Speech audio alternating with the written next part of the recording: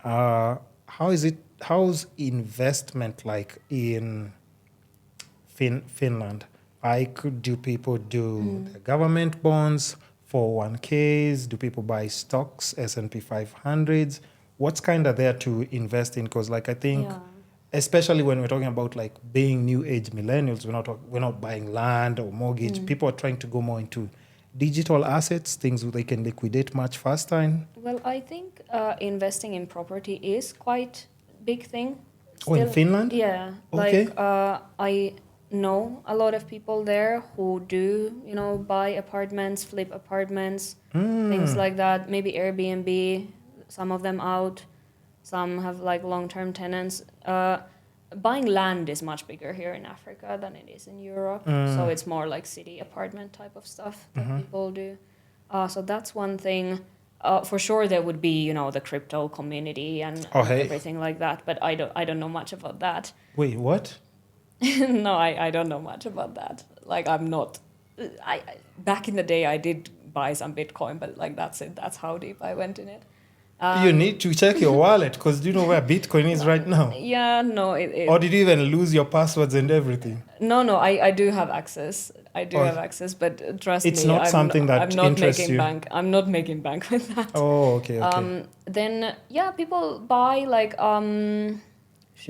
Okay, what's your interest when it comes to investing, especially for because like you said, if you're planning to settle down and do the family thing, I'm sure like everyone wants it to be slightly easier because the older you grow, you don't have the same energy to perform the same tasks. Yeah, so we have like a pension system in Finland, but obviously you should plan a little bit more because as the population ages, they can make changes to it anytime. True. So there is pretty well functioning pension system already, which obviously me now working abroad and not being even a Finnish citizen, resident, it complicates things. Yeah, for you me, can't rely on it. You can't rely on it. So I'm interested in properties. My family has always been interested in properties, so that's one thing. But then I'm so bad in English with these terms, but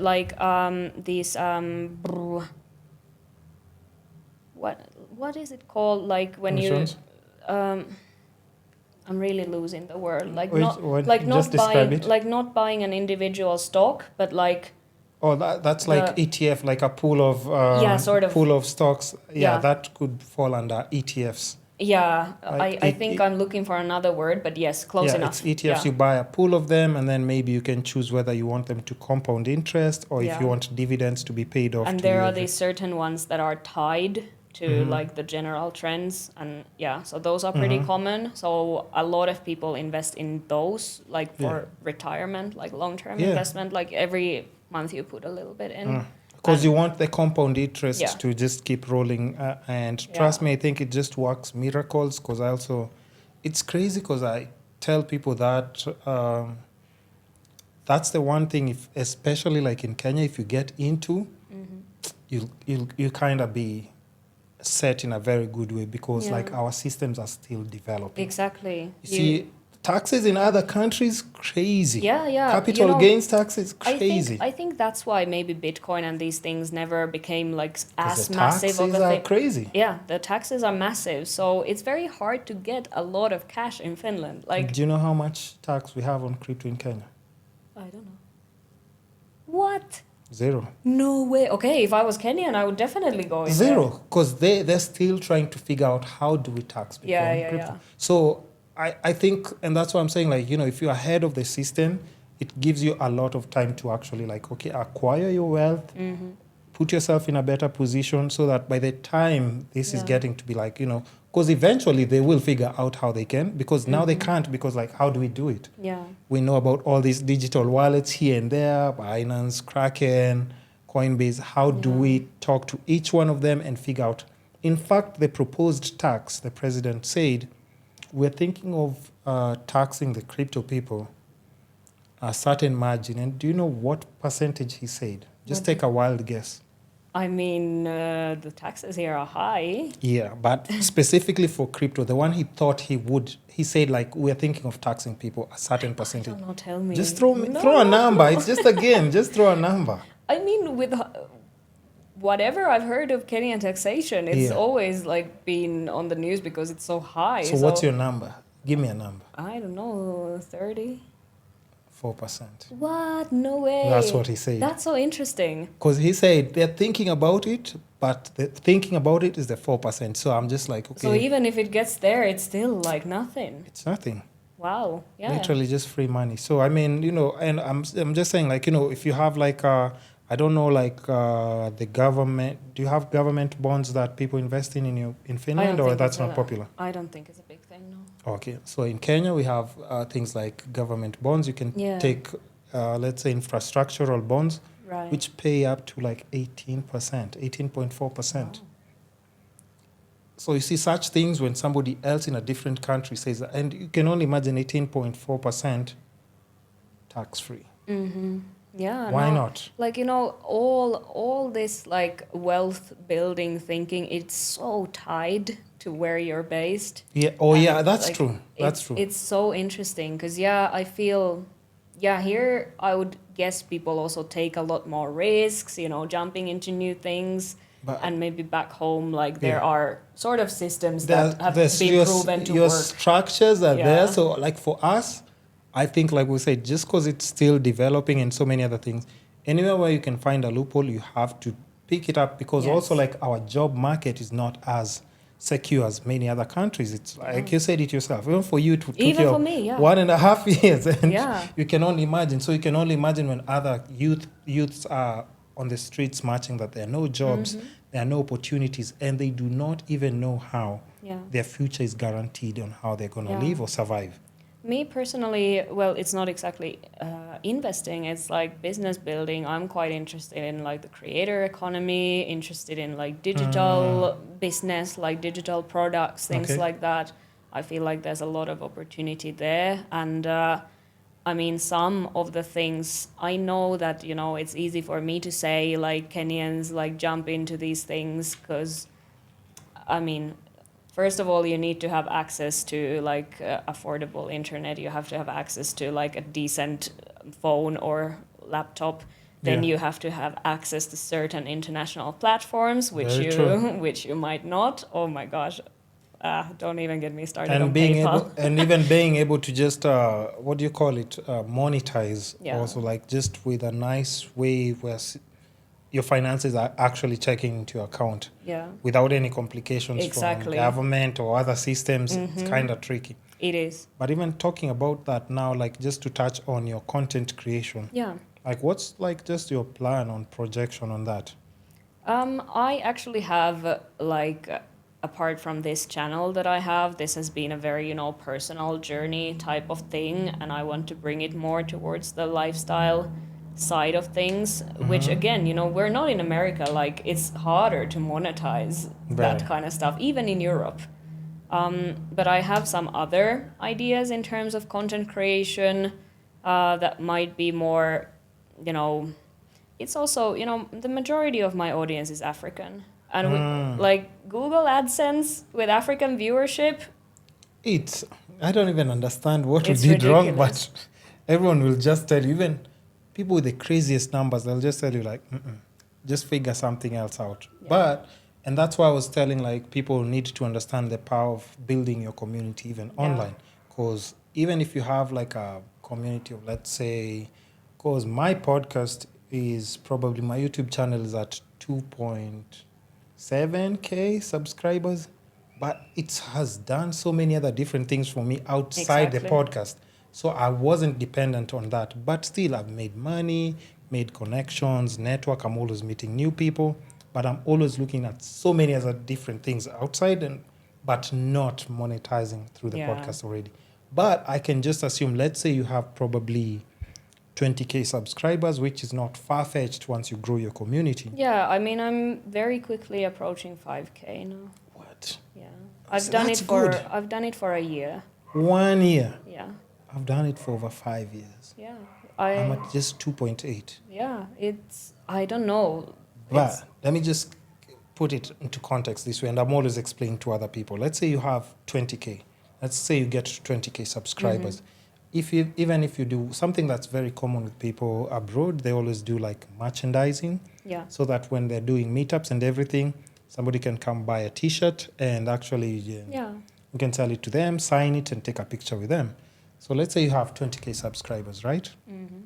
So that we put this math into more practical conversation. And I'm always doing this for every creator so that they can see how it actually works. I love that. So let's say out of 20,000 subscribers, how many of them do you think can buy your merchandise if you release it? I don't know, like... Just a rough estimate. 2%? 2%? I don't know. It just sounds like your subscribers hate you. Why do they hate you? Maybe because I've gotten so many hate comments lately. But of course the subscribers are a different group of people. Because, T-shirts and even if it's wristbands or just... Okay, let's just say out of 20,000, let's just go with 5,000. Again, the international setting is like confusing me a little bit because like these people would need to be in Kenya, right? No, you can send T-shirts outside. Is it like feasible from here? What? Like selling the posting T-shirts? Fees and everything? No, you just send a border guy to just deliver the T-shirt. No, but like if my viewer is not in Kenya, that's what I mean. Sending the T-shirts? Yeah, because I have a lot of viewers elsewhere in the world. You can just send with post office box and maybe, say for international shipping, you're charging an extra cost of maybe X euros. And, let's just be honest, euros being paid to this country, way much easier. Yes. So even if you tell somebody like 3 extra euros, that's not money that they can do much with when they're there. So it won't really affect them in any way. But here, if it's paid here, it's cool, right? So let's just say... Let's increase it to 10% then. So that 10%... You still think it's low? I'm trying to be very conservative crazy. here. 10%. I would just be like angry. Why just 10% of my people are the only ones who want to buy? Okay, but either way, let's go with 10%, right? So 10% of 20K, that would be 2,000. 2,000 people, right? If I'm not wrong, 2,000 people. Let's go with 2,000 people. And then let's say you're selling your merchandise for probably, what would be fair in Kenya shillings, 2,000 or 1,500? For a T-shirt? Yeah. Yeah, something there, right? Let's say 2,000. Okay. Because 2,000 is not too bad. That will be a nice somebody one. can save for a T-shirt and actually buy it at the end of the month. Yeah, and that will be like a good quality A good quality T-shirt, right? So 2,000 people, and then we multiply by 2,000 Kenyan shillings. How much is that? Yeah, that's a lot. Let me change it. That's a lot even in euros. Yeah. And that's 10%. Yeah, I need to ask my viewers what kind of merch they want. Listen, I'm just giving you a game there. So you see, and I think that's also something that people have ignored, and a lot of people abroad, they're always selling merch. Like, you do your YouTube at the end of the video, it's like, and if you want to grab the merch to support the channel, and because let's not forget that also just being a content creator, it also costs time and money and effort. So if you ever feel like you want to give up, if you open up the merchandising section for people to be able to just not, because you're not asking for donations. Yeah. They're buying something that they can wear proudly because they like what you normally do. And, trust me, it can make a big difference. Yeah. The total we've seen there in Kenya shillings, that's crazy. Yeah. We believe like a boss here. Yeah, I can move to Runda. Yeah, exactly. Just with T-shirts. Can you imagine? Yeah. But that's what I'm saying. Like, also as a creator, just think of other different ways you can just monetize, even if it's not with Google AdSense. Because if people follow you, they genuinely like what you post. Because I'm not giving anyone a subscribe hit if I don't like your content. I can watch and go. But if you have 20K, I'm sure like even 10 to 20% of the people can actually buy it. Yeah. If you spread it out across like just 12 months. And I think maybe here I do need to lean on my Kenyan audience because, my content otherwise is a bit all over the place. Like the common denominator for my experience is me living in Kenya, living in Nairobi. Yeah. So maybe something around that. But yeah, I feel like, because I just started the channel because I wanted to document my life. Like I didn't have much of a strategy in the beginning. Now if I would start a YouTube channel, and I think this is often how it goes for content creators. It's a learning experience. Like the next idea you have is maybe more niche or, Yeah. We still have, we still have a bit of time, probably like 20 minutes or less. All right. Yeah, so so content creation is not easy, but if you find a way that you can please like your audience, because even when people are always saying they want endorsements and brand partnerships, the brand partnerships come because they want your audience. They don't want you. Yeah. They want your audience because they can see the number of people that you can reach. So don't forget how you can reward your audience and make them also like just boost you in whatever it is that you're doing. Start doing like more apartment, apartment hunting, probably in a whole different country, just showing people how it is. But also now just balancing like finances, let's say as the way you've said now you said you're paying your taxes here, right? Is it do you feel like you're getting the full benefits of a taxpayer? Because if you're paying taxes in Europe, yes, it might be high, but you do have like your free medical. Yeah, you have your Finland, education. Yeah. But how is that compared to like honestly, here? I do not know if I'm getting anything here. I can't see it. You tell me, where is it? No, that's why I'm asking, because you've already mentioned all the good things that the government will provide there. And I'm just trying to think about like, okay, even me as a Kenyan, as a taxpayer, I'm trying to figure out like, what exactly is the government? I don't understand where it's going. They were repairing a road in town today. Is that my tax money? I don't know. No, that's money. Okay, first of all, here's the thing. When they do such things, that's where the bonds come in. Infrastructural bonds, it's the government has actually borrowed money from people, right? Which it's going to pay back. But that's how money, because if I've bought bonds, they're using my money either way. They're not using the tax. So I don't understand where the taxpayers' money goes, because where it's supposed to benefit people, those people are in shambles. Yeah. There's a lady who came here and said, this is also was very sensitive because I posted on TikTok. It got like the most, most interactions on that. And she was a young single mom, and she was talking about her experience giving birth in one of like the government medical institutions. And believe it or not, because I want to know your reaction and tell me if this can ever happen in Finland. After giving birth, because it was in she did C-section, right? And they were sharing a bed, 4 mothers. What?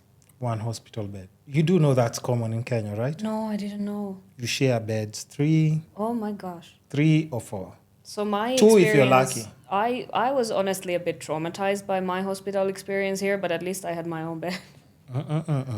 Especially because now you can choose, like, you know, if you have your Nairobi hospitals, Aga Khans, those are like, would consider them private. But government hospital, and we're talking about giving birth. So you see the teen hospital bed, 3 or 4 mothers. So what happens, you can put your babies and then just watch them and then just lean at the side of the bed like this. Or if the kids are at the nursery, you can get to spread your back a bit and rest.